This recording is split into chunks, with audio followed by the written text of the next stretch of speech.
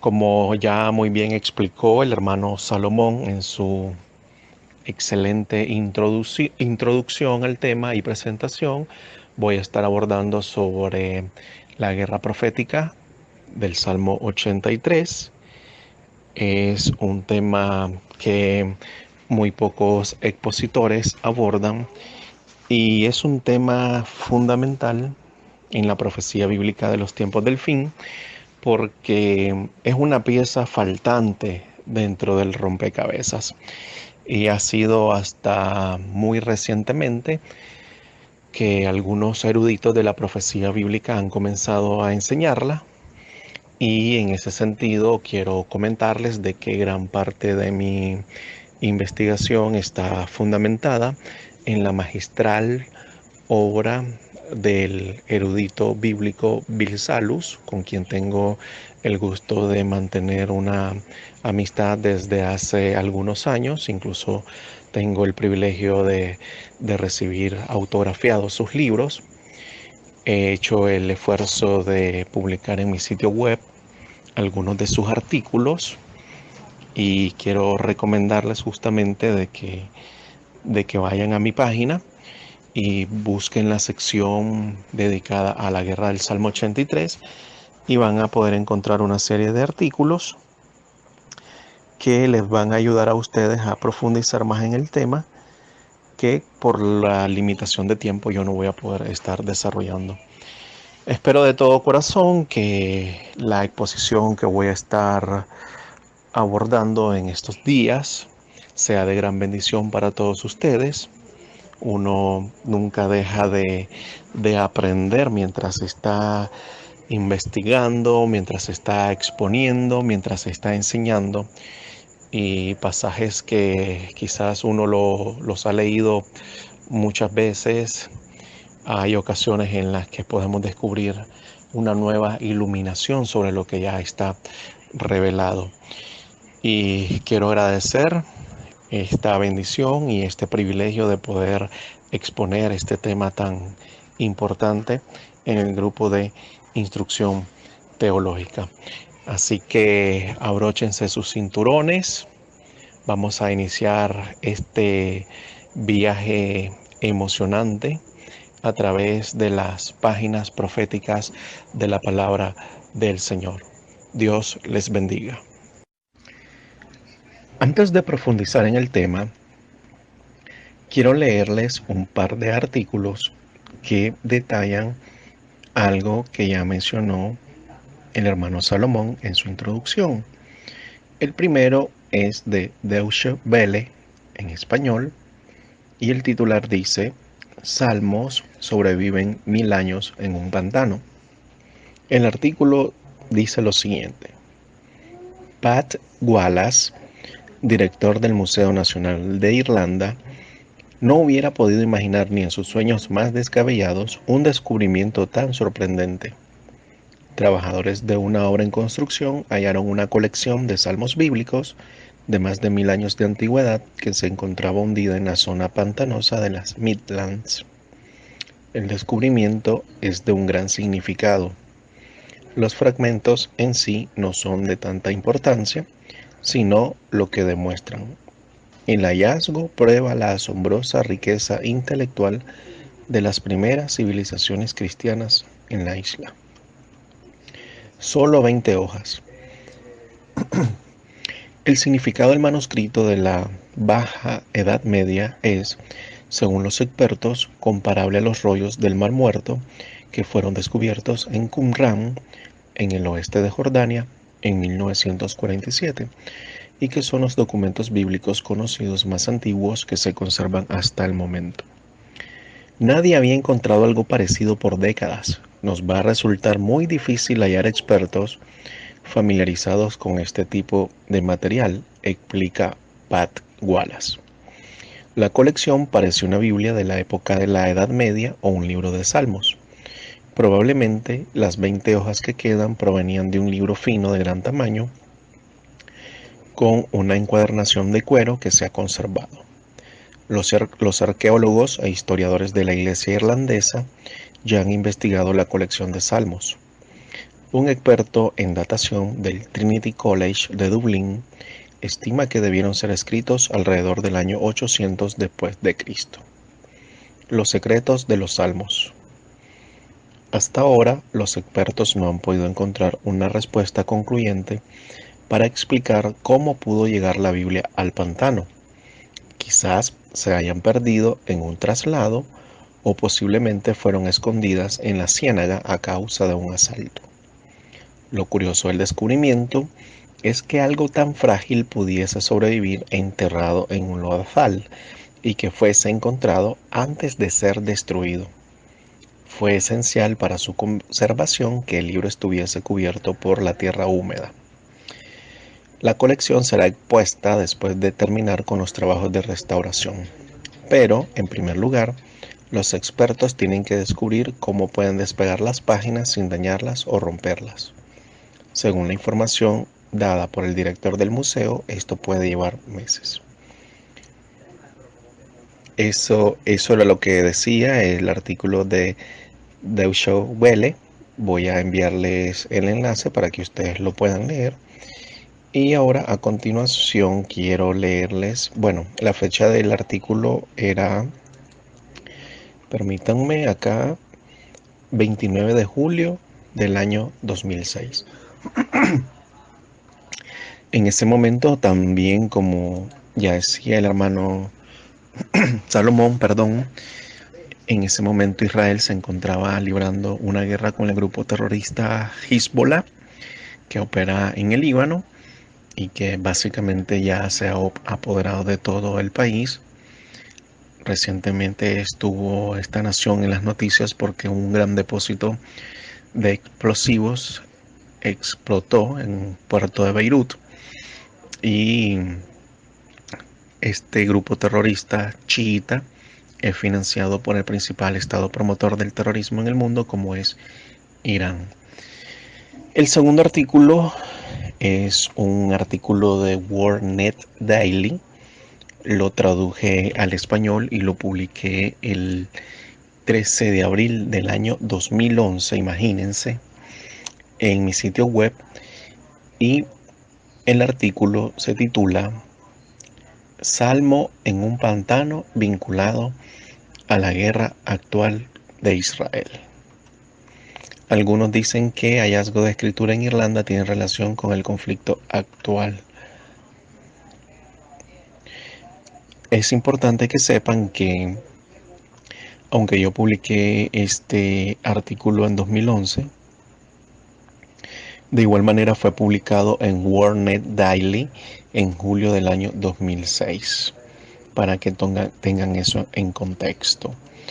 El artículo dice lo siguiente: el milagroso hallazgo de salmos antiguos en un lodazal irlandés tiene a algunos preguntándose si hay alguna relevancia moderna especial, ya que el descubrimiento trataba con los enemigos de Israel intentando destruir a la nación. Un trabajador de la construcción en Irlanda se encontró con un antiguo libro de 20 páginas datado desde los años 800 al 1000, entre el 800 y el 1000 después de Cristo, mientras introducía su pala retroexcavadora en el lodo la semana pasada. Los expertos dicen que es imposible afirmar cómo llegó a parar ahí el manuscrito, pero especulan que haya sido extraviado en tránsito o que haya sido botado después de un ataque hace algunos 1000 o 1200 años. El Museo Nacional de Irlanda emitió una declaración diciendo: en términos del descubrimiento, el equivalente irlandés a los rollos del Mar Muerto está siendo aclamado por los expertos del museo como el más grandioso hallazgo que se haya descubierto en un lodazal europeo.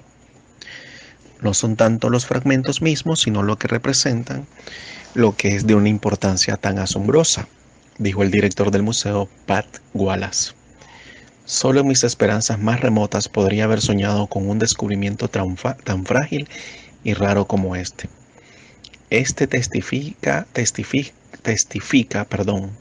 acerca de la increíble riqueza de la civilización primitiva cristiana de esta isla y de la grandeza de la antigua Irlanda. Wallace lo llamó un hallazgo milagroso, diciéndole a la Associated Press: es improbable que algo tan frágil como esto pueda sobrevivir del todo enterrado en un lodazal, y que haya sido desenterrado y detectado antes de que fuera destruido es incalculablemente más sorprendente. Pero es el hecho de que el libro fue descubierto abierto en Salmo 83 el que está atrayendo la atención alrededor del mundo. El antiguo salmo trata de una súplica a Dios para que no permita que los enemigos de Israel erradiquen a la nación elegida de Dios. A continuación, el autor escribe desde los versículos 1 al 4 del salmo.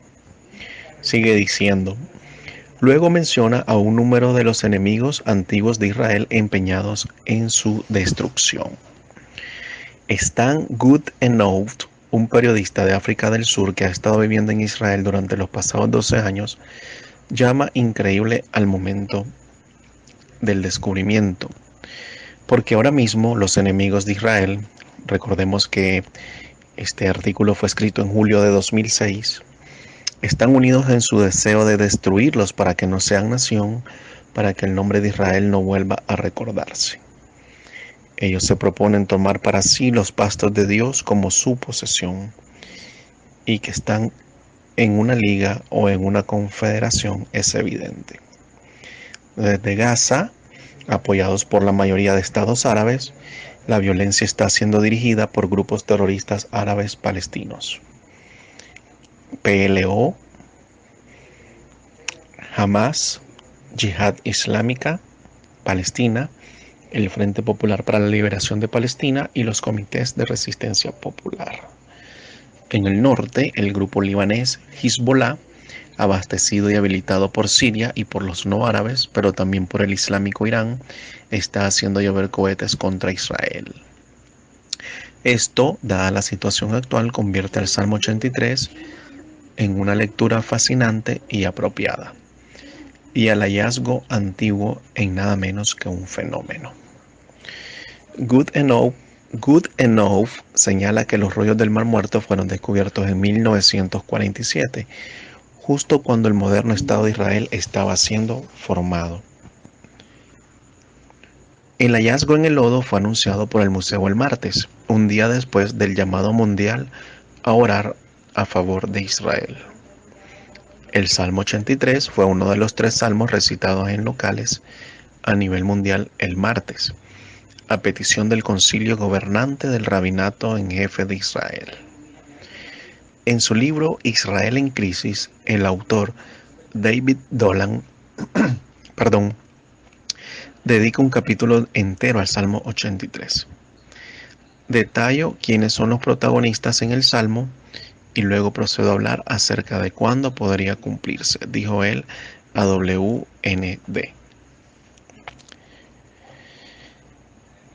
El sitio web A Christian Witness, que traducido al español es un testigo cristiano, anteriormente puso al Salmo 83 en una presentación musical en Flash, demostrando cuán oportuna es la antigua canción, con imágenes noticiosas que documentan la amenaza actual que enfrenta Israel, vinculando a los pueblos antiguos mencionados en el Salmo con estados políticos modernos.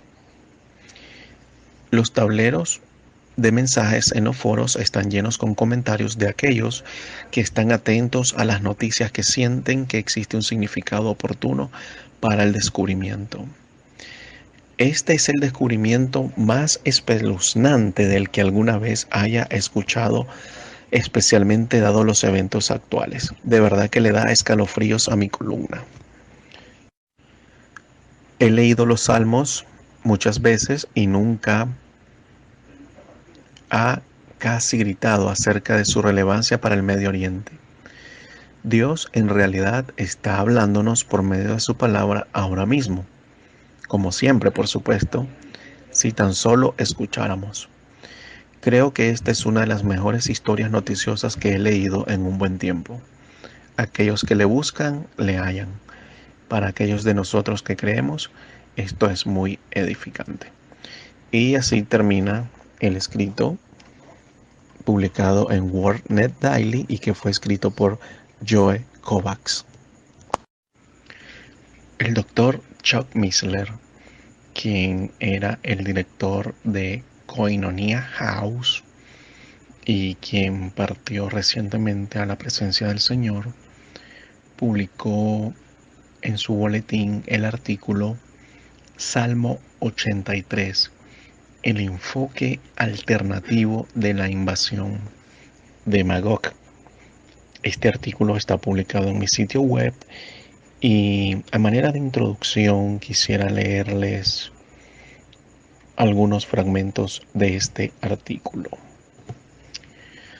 Por muchos años hemos estado siguiendo el enfoque convencional de Ezequiel 38 y 39, el fallido intento de invasión de Magog y sus aliados, particularmente Irán, con las crecientes tensiones entre Irán, como una potencia nuclear ostensible, e Israel.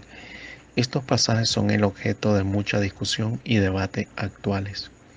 Sin embargo, el enfoque convencional deja aún una serie de incoherencias y contradicciones desconcertantes. Ezequiel 38 indica que Israel está morando confiadamente y sin muros. Sin embargo, cuando visitamos ahí, somos confrontados con una pared de 430 millas de largo y 25 pies de altura, y ser bombardeados continuamente con cientos de misiles por Hamas y Hezbollah difícilmente es morar confiadamente. También es importante observar que la motivación del intento de invasión de Magog y sus aliados es tomar despojos, oro, plata, ganado y bienes. El relato de Ezequiel también incluye participantes de tierras lejanas.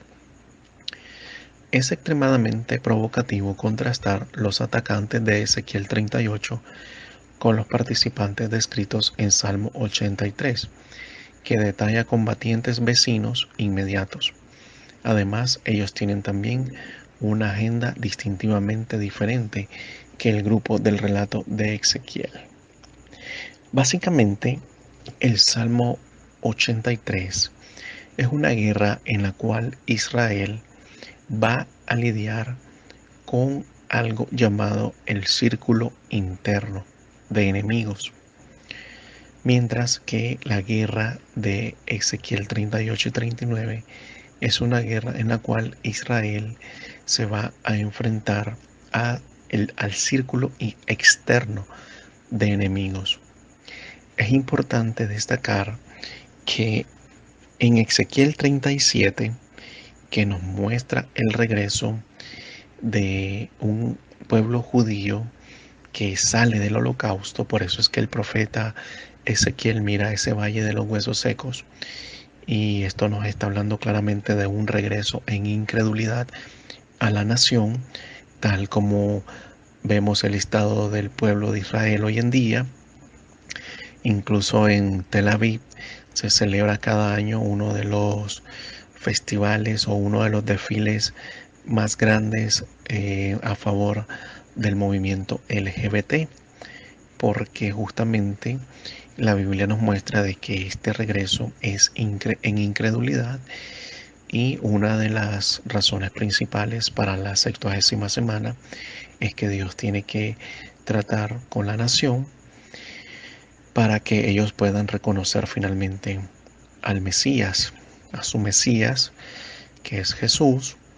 Y es por eso que en Mateo 23, en los versículos 38 y 39, Jesús dice que su segunda venida depende del arrepentimiento del remanente. Ahí se cumplirá también lo que dice Zacarías 12:10. Entonces podemos ver realmente que la guerra de Gog y Magog no puede ocurrir porque hay una serie de condiciones que no se cumplen, hay una serie de requisitos, y por supuesto que no se pueden espiritualizar o alegorizar cuando el pasaje está hablando claramente de que el pueblo está morando confiadamente, que está sin murallas, pues es una confianza producto de que se ha alcanzado una situación verdaderamente de paz. Más adelante les voy a comentar por qué es que los llamados acuerdos Abraham en realidad no son acuerdos de paz y por qué es que estos no van a durar mucho tiempo. Eso lo voy a hablar más adelante. Hasta el momento, en realidad, con las únicas dos naciones que Israel ha firmado acuerdos de paz que se mantienen, aunque frágiles, pero se mantienen aún, son el firmado con Egipto y el firmado con Jordania. Incluso Jordania, a través de una organización llamada el WAF, tiene el control del monte del templo, en el lugar donde se encuentra la mezquita de la cúpula dorada. ¿Cuál podría ser un posible orden de eventos? Bueno, voy a mencionar 14 eventos con sus respectivos pasajes para que ustedes desde la comodidad de su hogar o de sus oficinas puedan investigarlos, puedan leerlos con calma. 1. Israel es reunido en la tierra. Ezequiel 37:12, Isaías 11, versículos 11 y 12, Deuteronomio 30, del 3 al 5. 2. Las ciudades antiguas son reedificadas y habitadas. Ezequiel 36, versículos 1 al 5 y del 8 al 10. 3. Ellos encuentran resistencia musulmana árabe. Jeremías 49:16, Sofonías 2:8, Ezequiel 25:12, 32:5, 36:2 y Abdías 1:10. 4. Israel establece un ejército para la defensa. Ezequiel 36, versículos 6 y 7 y capítulo 38, versículo 8. 5. Las naciones musulmanas adyacentes se confederan. Salmos 83, del versículo 1 al 8. 6. La confederación se compromete con la destrucción de Israel. Salmos 83, del 1 al 5, versículo 12. La guerra empieza entre la confederación e Israel. Jeremías 49:2, versículo 8 también y 19. 8. Se recupera el título Mi pueblo Israel. Oseas 1, 8 al 10, Romanos 9, 25 y 26 y Ezequiel 36 del 8 al 12. 9. Israel derrota decisivamente a la confederación. Abdías 1, 9 y 18, Ezequiel 25, 13 y 14, Jeremías 49, 10, 20 y 21 y del 23 al 26. Isaías 11, del versículo 12 al 14, 17, 1 y 19 del 16 al 17. 10. Israel se ha transformado en un ejército grande en extremo. Ezequiel 37, 10 y Jeremías 49, 21. 11. Israel toma prisioneros de guerra. Jeremías 48, versículos 46 y 47. Jeremías 49, versículos 3, 6 y 11. Y Sofonías 2, versículos 10 y 11. 12. La región es reformada. Isaías 17, 1.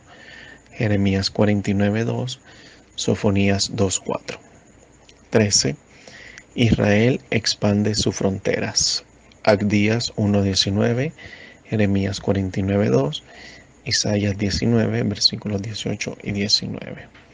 Y número 14, Israel mora confiadamente en la tierra.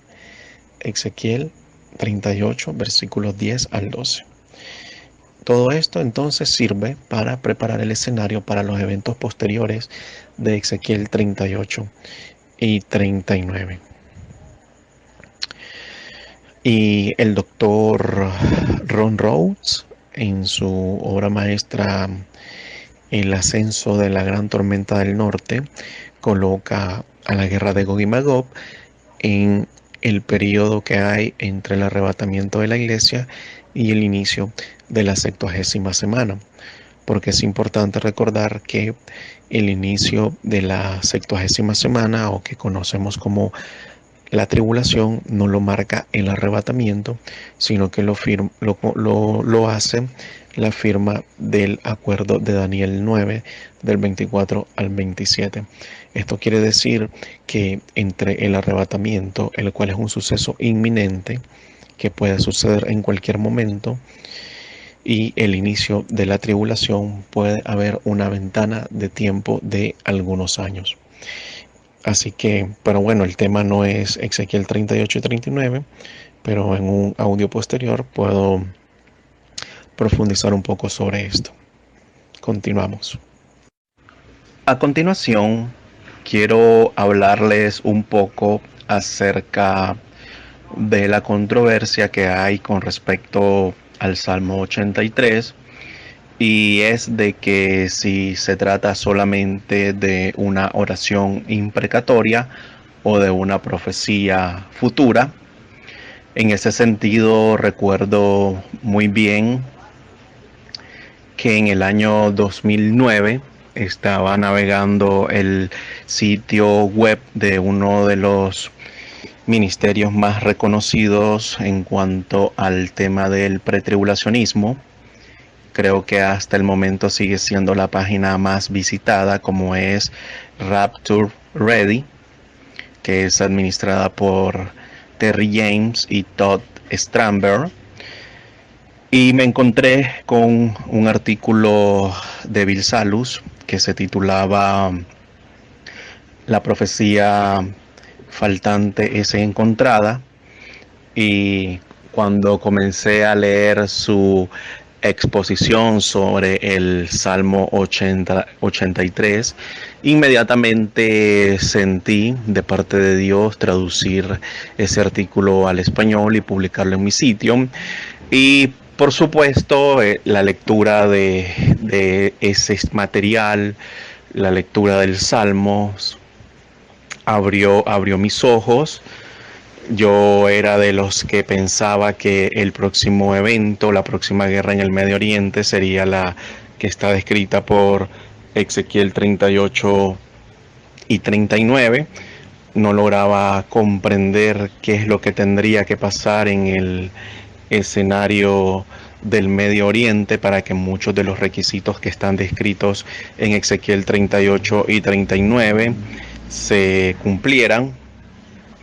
Pero efectivamente el Salmo 83, visto como una profecía, vino a ocupar ese espacio que estaba en blanco, esa pieza que aún no había sido puesta, y que nos ayuda a comprender el rompecabezas de los eventos del tiempo del fin.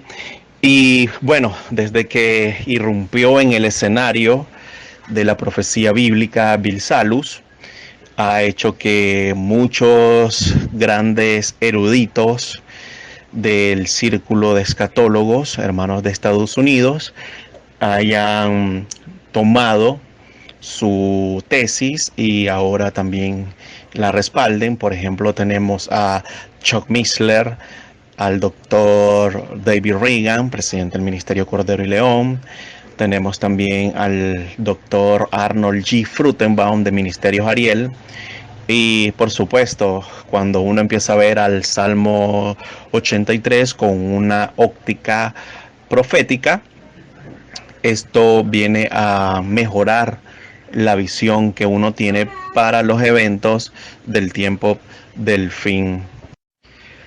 En ese sentido, también hay eruditos que no están de acuerdo con la tesis planteada por Bill Salus. Por ejemplo, el doctor Thomas Ice, que es el director del Instituto para la Investigación del Pretribulacionismo, y también el doctor Mark Hitchcock, quien en su libro titulado Middle East Burning, que se podría traducir como El Medio Oriente en Llamas, con respecto al Salmo 83, el doctor Hitchcock dice lo siguiente: Si bien me agrada Bill Salus y aprecio el trabajo diligente que ha hecho al presentar la tesis para una guerra separada del Salmo 83, no veo que tenga lugar una guerra separada del Salmo 83 antes de que ocurra la tribulación.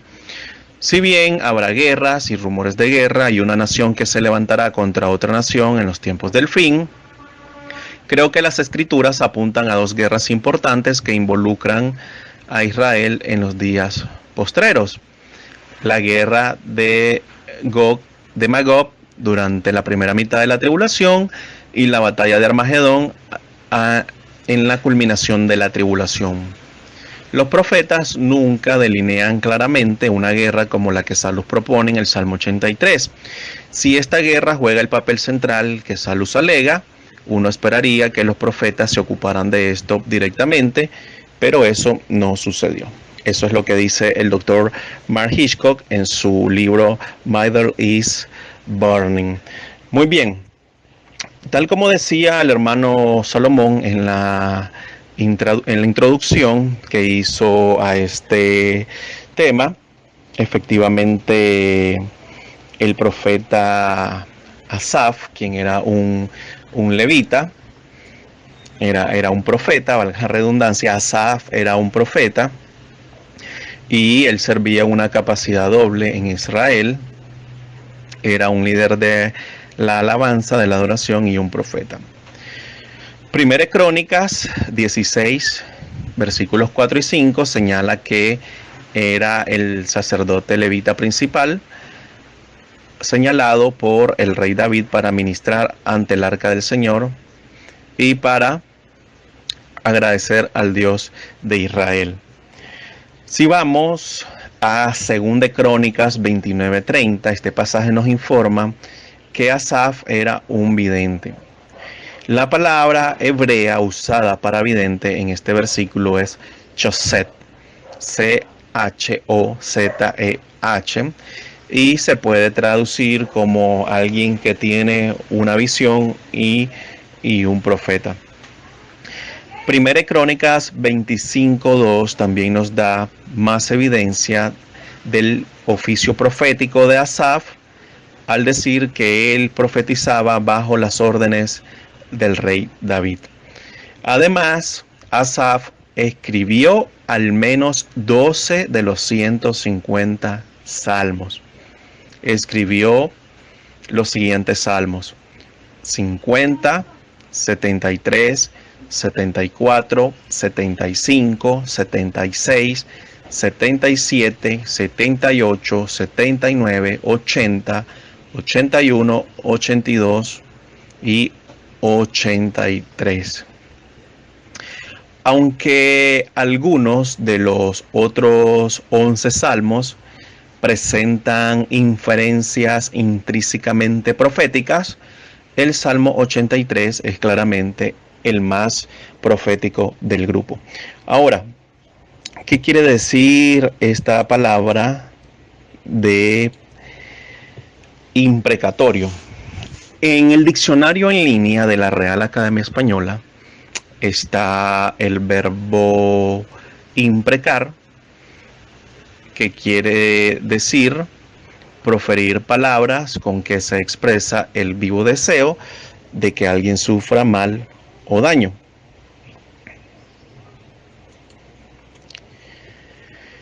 Y el diccionario Webster 1828 en inglés incluye su uso en la oración, hecho que hoy en día ha sido perdido por la Iglesia protestante en su sentido bíblico.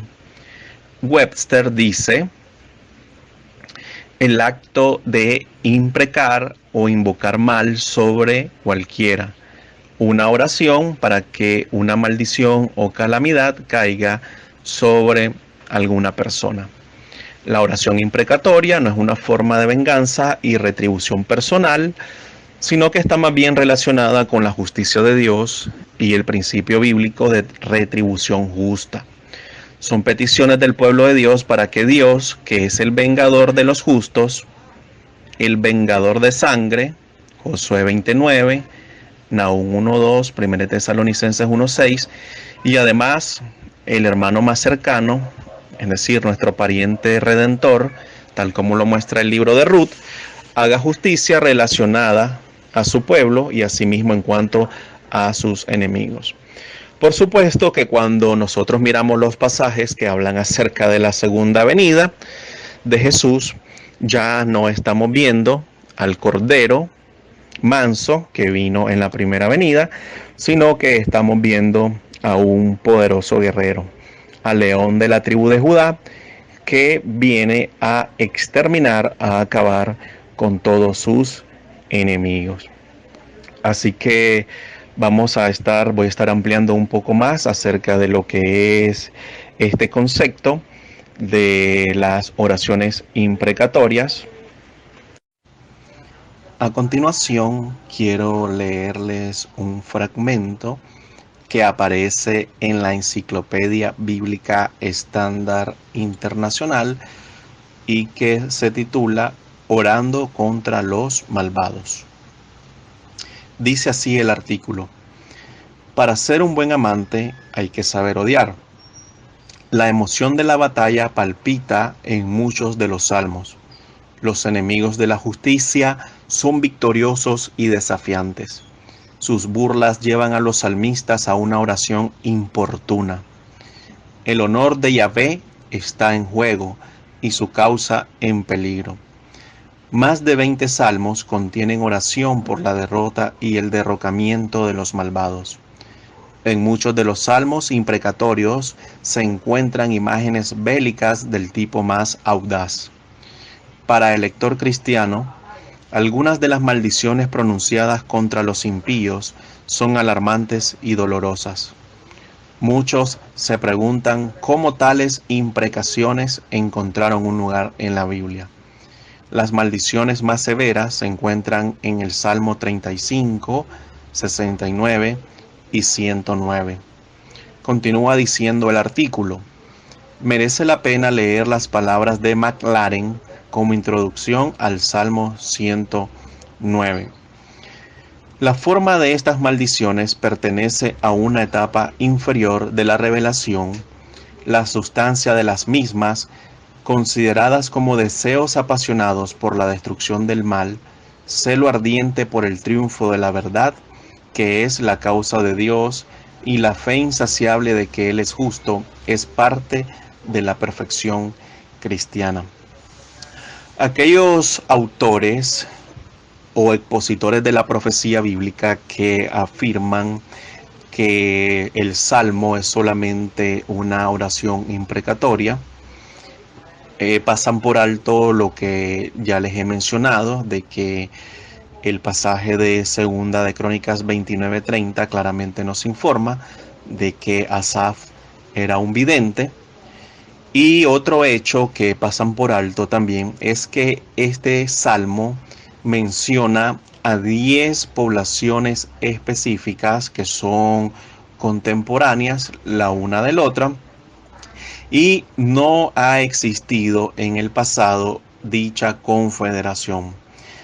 Hay algunos expositores que alegan que este salmo tuvo su cumplimiento en el año 1948 durante la Guerra de Independencia, pero en ese momento solamente 5 naciones atacaron al incipiente Estado de Israel, razón por la cual no podemos decir de que encontró su cumplimiento en ese momento.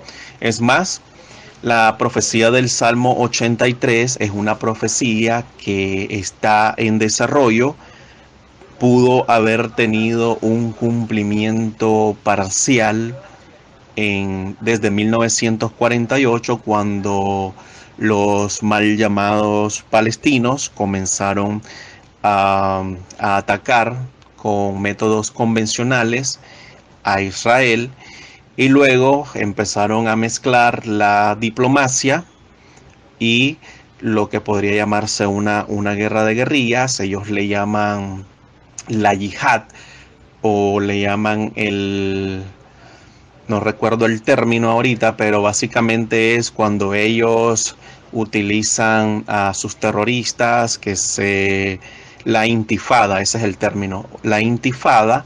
Ellos se amarran explosivos y estos terroristas inspirados por esta religión satánica del Islam y el libro satánico del Corán pueden entrar a autobuses o a bares o lugares concurridos y hacerse estallar para matar al mayor número de civiles israelíes inocentes. Y por supuesto, esta política de terrorismo está apoyada, promovida, financiada por la autoridad palestina, que en estos momentos dirige el corrupto Mahmoud Abbas y que se ha quedado sosteniendo, ocupando el cargo del presidente de la autoridad palestina. Su grupo es Fatah y está en oposición al otro grupo de Hamas que dirige o que tiene el control de la Franja de Gaza.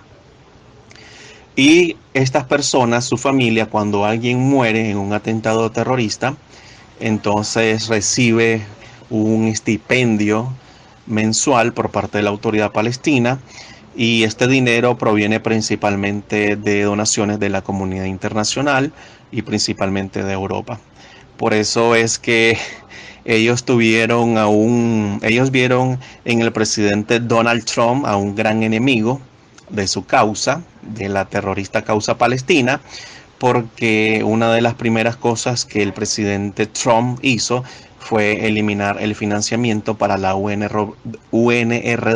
que es la agencia de la ONU que financia a los supuestos descendientes de los palestinos, aquellos que fueron desplazados en la guerra de 1948, cuando por supuesto sus líderes le dijeron que iban a lanzar a los judíos al mar, como es el mar Mediterráneo, y les prometían a sus poblaciones de que el mar Mediterráneo se iba a volver rojo con la sangre de los judíos, pero por supuesto sabemos que esto no fue así. Y algo que pasa siempre que Israel es atacado es que amplía su territorio. Eso ocurrió en la guerra de los 6 días. Israel había tomado el control de la península del Sinaí, la guerra del 56 también, y siempre Israel ha estado en guerras que son defensivas, incluso en la guerra de 1973, en la guerra de Yom Kippur, cuando fueron atacados, cuando estaban con la guardia baja. El día de la expiación es el día más sagrado para los judíos. Estaban los soldados, habían sido enviados a su casa. Israel había ignorado varias I&W, que se le conoce como indicaciones y advertencias en inglés, y se cuenta de que en ese tiempo Israel estuvo a punto de aplicar algo que se llama la opción Sansón, que nos muestra de que ellos no van a permitir ser capturados, ser prisioneros de guerra, y si tienen que morir, pues también se van a llevar con ellos al mayor número posible de sus enemigos, y eso nos está hablando del uso de una opción nuclear.